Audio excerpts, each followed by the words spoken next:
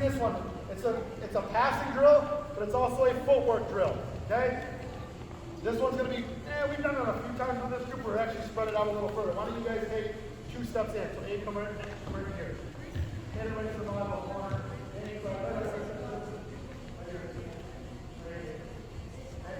So what they're going to do is they're going to start triple threat.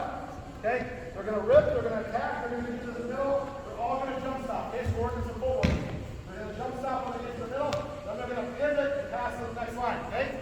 So we're going this way. So Abe, if I'm Abe, I sit here, I rip, jump stop, rip, pivot, step, and then I pass it in. Hayden will pass to Isaiah, Kristen passes to Dawson, Dane passes over to would be Noah. Okay? So we start with just a chest pass the first time through. We're working on a jump stop, a pivot, and a step to pass. I can tell you this right now, so many kids stand with their feet together trying to make passes. We encourage step and snap that pass. Okay? We just keep going through. So Hayden, follow your pass behind Isaiah, Kristen, follow your pass behind Dawson, Dane behind Noah, Abe behind Anna. Okay, here we go. Chest passes, ready to go. Stop with the pass. All going about the same time.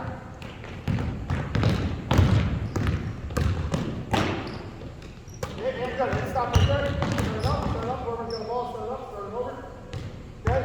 So that'd be one we would do is we do a chest pass. Next one we do is a bounce pass. Now, with the timing we do, right as soon as we get the ball, we should be ripping it, triple threat, rip it through. All 4 of us should get in the middle about the same time. Okay? All right, here we go. Bounce passes. Go ahead. Step and pass, step and pass. Jump stop, pivot, and pass.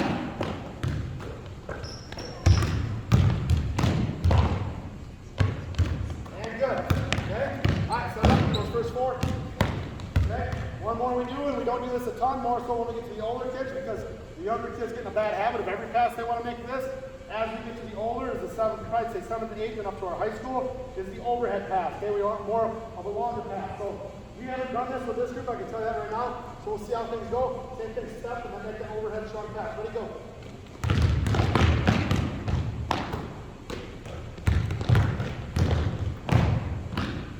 And good. Okay, so that's another one, working on some passing, working on our footwork.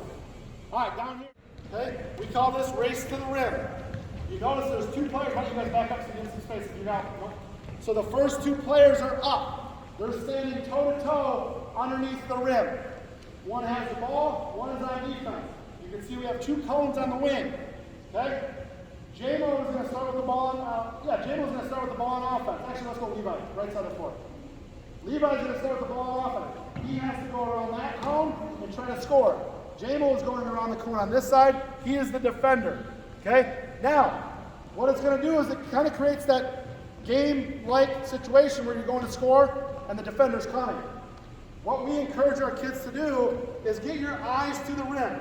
Okay? As soon as Levi gets around this cone, he's not looking at J-Mo, the defender. He's looking to score. His eyes are up at that rim. Okay? He wants to score and go hard.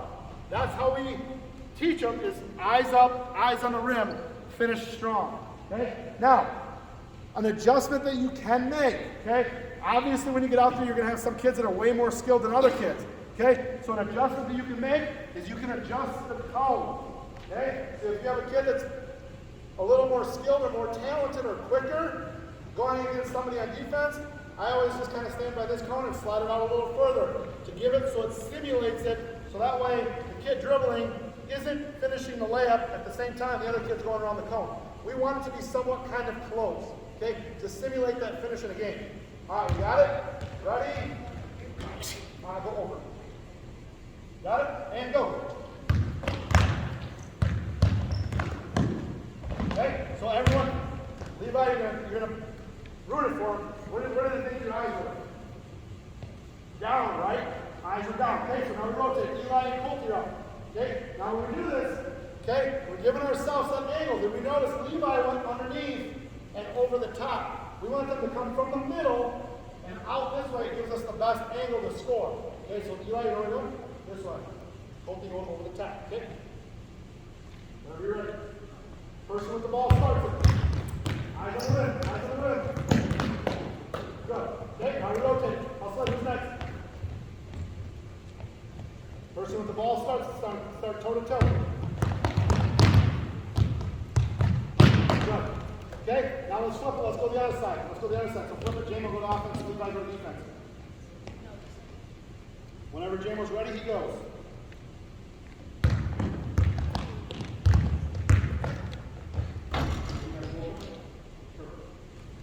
Okay, last one. Why don't you guys slide over to that side so they can see it? Okay, good. So that's our race to the rim drill. Okay? We're going to go rip drill. I think this is, I'm going to guess their favorite drill because we're set up in it, it's 4-on-4. Okay? This is more of an offensive minded drill. However, this is where you kind of throw defense out. Okay? So, 4-on-4 rip drill. What we do is this encourages our kids to square up to the basket. I can guarantee you, you're going to have kids that every time they get the ball, when they get up and get pressured, they're going to spin and they're going to put their butt to the basket and they're going to hold the ball behind them. Casey Dawson demonstrate what I'm talking about. They're going to do this because they can't see anything. Okay, because they're trying to protect the ball. So in this drill, we encourage them to rip it and sweep it. It can get physical at times. I'm going to tell you right now, these guys are going to be soft with it to start with. Okay? As they get going in the year, they get a lot more physical with it.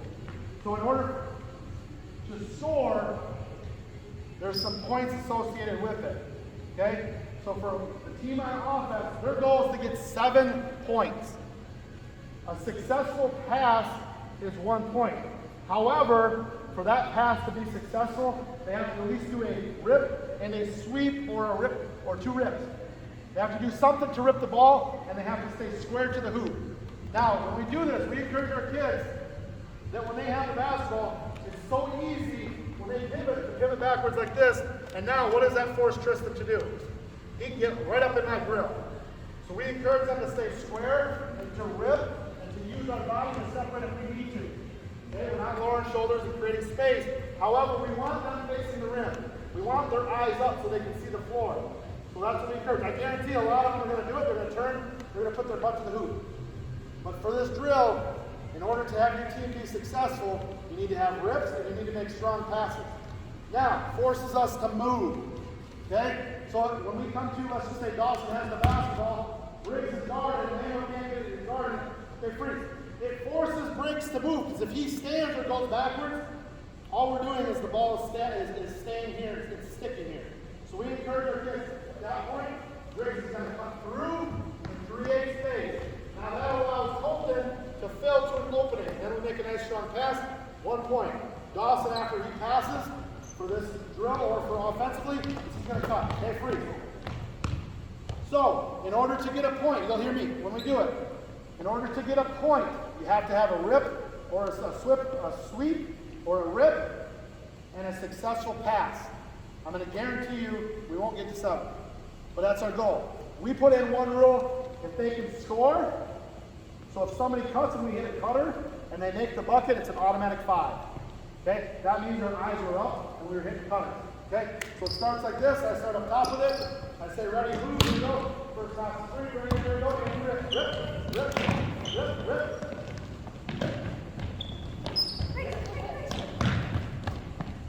There's 1. No rip. Rip hard, rip hard. Rip. 2. Rip, rip, rip. 3, rip.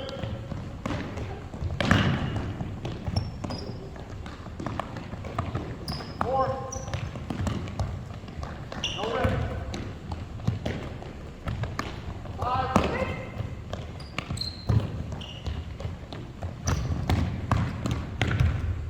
No rip.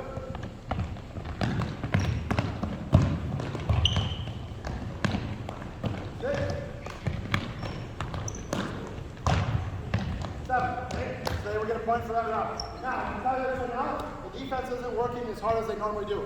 In this drill, all defensive rules go out. You are full on face guard, not letting your man catch the ball. Okay? That's the goal of this. Okay? As you get going, it's going to force more movement on offense as well. So it's a good offensive drill. Without going 5-on-5 and playing up and down, it's a good drill to teach movement within the offense. Okay? So then what we do is the team that was just on offense, they would go out. Defense goes to offense. Our next 4 comes in. Okay? We'll do the exact same thing. Okay, ready? One more time. This is the last one. So rip drill. Defense is in full denial, man to man.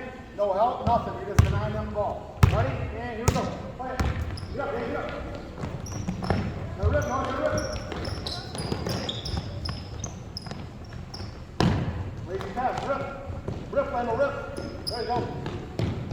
Lazy pass, turnover. Okay? Also a passing drill, right? A lot of things within this. And it teaches them at a quicker speed. Okay? Any questions on the rip drill? Pretty self-explanatory, pretty easy. They love it. Once they get going, especially when they add points to it, honestly, it's probably their favorite drill. And we get a lot out of that. Okay? We do this at the varsity level as well. Not daily, but at least once a week we do this at the varsity level.